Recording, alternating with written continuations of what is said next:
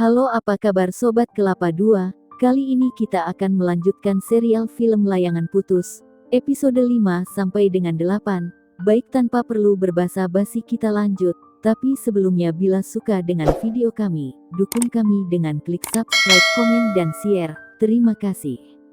Baik, pastinya Sobat ingat dong di episode sebelumnya saat Lydia bertemu dengan Kinan di toko perhiasan, bersamaan dengan Aris di toko tersebut. Menurut aku sih sungguh menegangkan di mana mereka bisa bersandiwara seolah-olah tidak mengenal satu sama lainnya.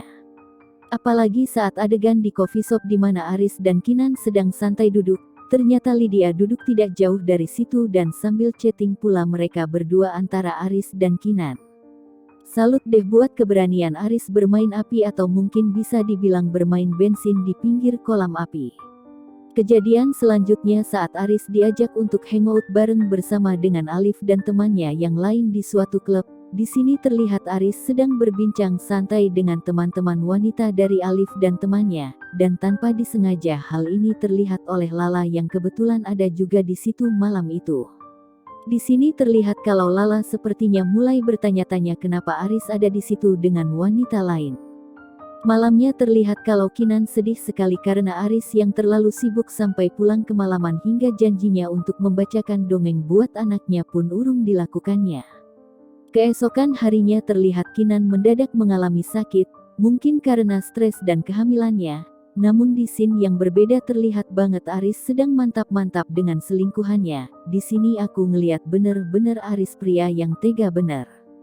Saat Kinan dibawa ke rumah sakit dan orang-orang tidak berhasil menelepon Aris, wah sempet emosi juga aku ini atas kelakuan Aris. Istrinya sedang mengalami sakit, Aris malah mantap-mantap dengan selingkuhannya.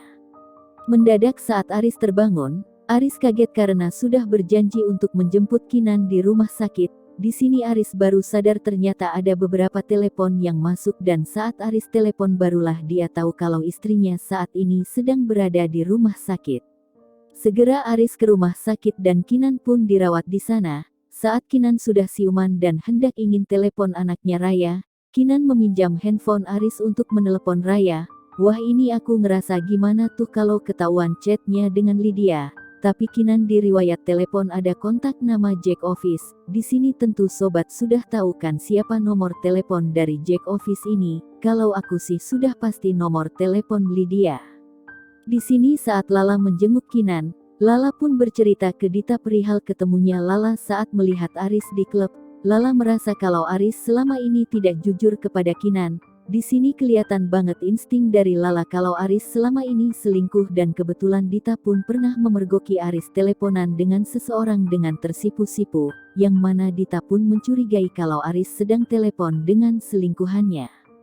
Di rumah sakit saat Kinan melihat Aris sedang tertidur, dan melihat handphone Aris yang sedang dicas, insting Kinan langsung ingin melihat chat yang sering Aris lakukan, dan langsung aja dengan sigap. Di sini Kinan melihat ada nama yang selama ini dicurigai dan tidak asing, yaitu nama Jack Office. Masih ingat saat Raya mengatakan saat membacakan dongeng Aris diteleponin dengan seseorang, dan saat Raya bertanya siapa itu lalu Aris menjawab ini Om Jack. Nah, di sini Kinan curiga dengan sosok Om Jack ini. Saat ngecek HP Aris, tidak lama Aris pun bangun dan sempat curiga apakah Kinan sedang ngecek HP-nya, dan Kinan pun berdalih kalau ia tidak melihat HP Aris. Di rumah Kinan mulai mencatat satu persatu kejadian, dan menelepon Lala untuk bertemu, dan karena profesi Lala yang adalah pengacara, tentunya Lala sangat sering berhadapan dengan kasus perselingkuhan klien-kliennya. Di sini Lala merekomendasikan suatu aplikasi GetName kepada Kinan untuk mengecek nama dari nomor telepon yang dituju, dan segera setelah itu Kinan pun mendownload aplikasi itu dan mendapati nomor telepon Om Jack bernama Lydia. Wah, di sini Kinan kelihatan kaget saat memasukkan nomor telepon Jack, ternyata yang keluar adalah nama Lydia. Pastinya kecurigaan Kinan selama ini pastinya mulai terbukti. Di sini Kinan pun melacak siapa Lydia ini melalui sosial media.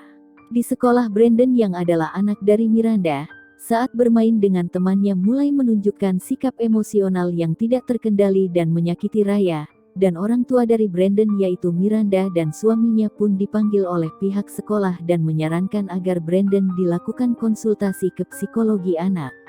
Di rumah saat Kinan bersama dengan Bo asisten rumah tangga Kinan, Kinan pun meminta tolong Bo untuk menelepon seseorang dari nomor yang tidak dikenal yaitu Jack tersebut dan ternyata nomor telepon tersebut adalah seorang wanita. Kecurigaan Kinan pun mulai bertambah dari sosok Jack ini. Saat Aris berada di parkiran kantornya, Aris pun bertemu dengan Lydia. Sontak Aris pun kaget dengan kehadiran Lydia. Di sini Lydia masuk ke dalam mobil dan mereka pun melakukan hubungan yang menurut aku cukup panas sih, tanpa mereka sadari kegiatan tersebut kepergok oleh Miranda dan tentunya tanpa sepengetahuan Aris kalau Miranda melihat kegiatan di dalam mobil bersama dengan seorang wanita. Di rumah ternyata Raya hari itu tidak ingin berangkat ke sekolah dan menginginkan untuk pergi ke kantor ayahnya Aris, dan Kinan pun mengiyakan dan mereka berangkat ke kantor Aris. Pas di kantor terlihat Aris panik dan kaget, dan tidak lama Miranda pun muncul. Wah Sobat Kelapa 2, cerita ini semakin seru tentunya kan? Namun agar tidak terlalu panjang kita akan sudahi dulu dan nantikan lanjutan dari episode layangan putus berikutnya. Terima kasih sudah menonton video ini sampai selesai. Jika suka dukung kami ya Sobat Kelapa 2 dengan klik subscribe, komen dan share. Terima kasih dan sampai jumpa.